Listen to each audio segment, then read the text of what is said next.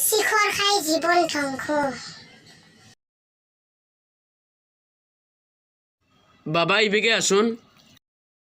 ক'ত যোৱা বাবা তুমি? মৰণ বাহিৰৰ ফুৰিও তই এনেদৰে কিয় শিখৰ খাই ঘূৰি ফুৰ? হ'ব দে দেউতা, মই আজিৰ পৰা শিখৰ নাখাওঁ।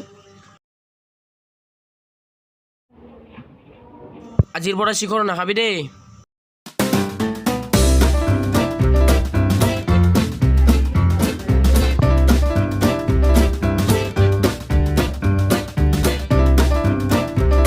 অ দাদা, শিখৰ এটা দিবচোন।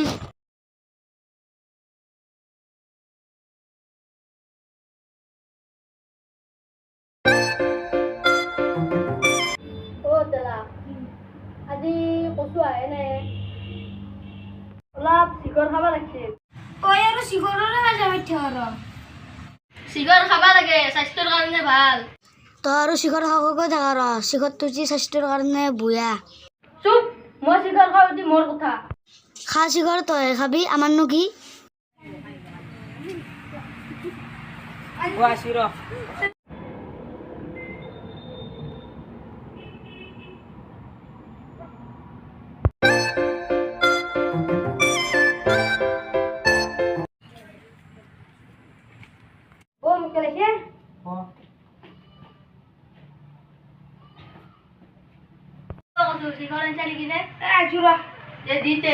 শিখৰটো মিলিলে ৰ।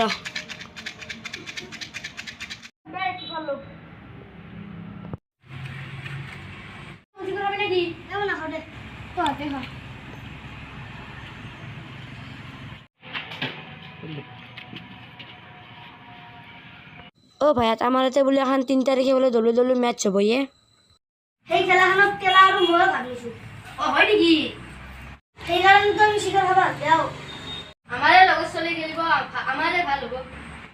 কালি বহুত দেৰি হ'ল। দে যাওঁ।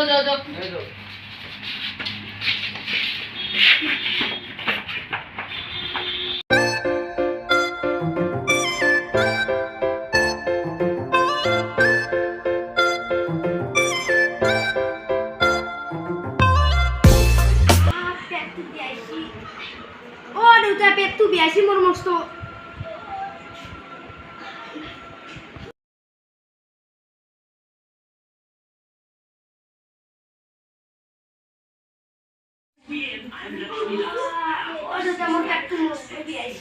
তোক মই দিনে কৈছিলো না শিখৰ নাখাবি।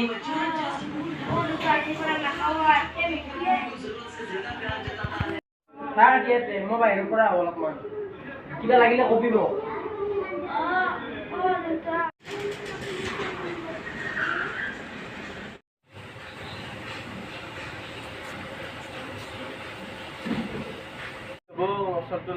শিখৰ খাবা দিলে শিখৰ খাই এতিয়া বস্তা আছি কলিও নুনে। 3 তাৰিখে যে ডাবলে মেটচ খান আছে, কচু যায় না সুধি হোৱা।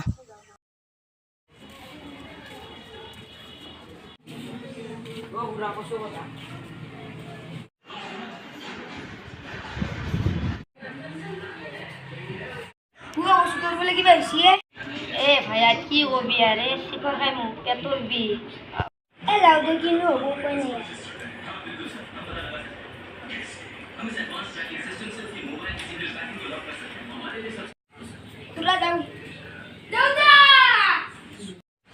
কচু আৰু আমাৰ লগত নাই।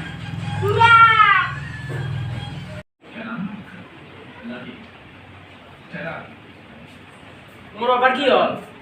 কচু আৰু আমাৰ মাজত নাই। কি?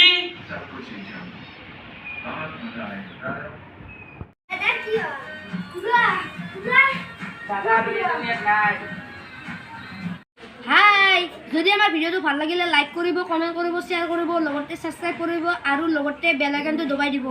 আৰু মই কিন্তু আচলতে শিখৰ নাখাওঁ দিয়ক, আৰু শিখৰটো বেয়া বস্তু, আপোনালোকে শিখৰ নাখাব। শিখৰ খালে কেতিয়াবা মোৰ দৰে আপোনালোকৰ হ'ব পাৰে।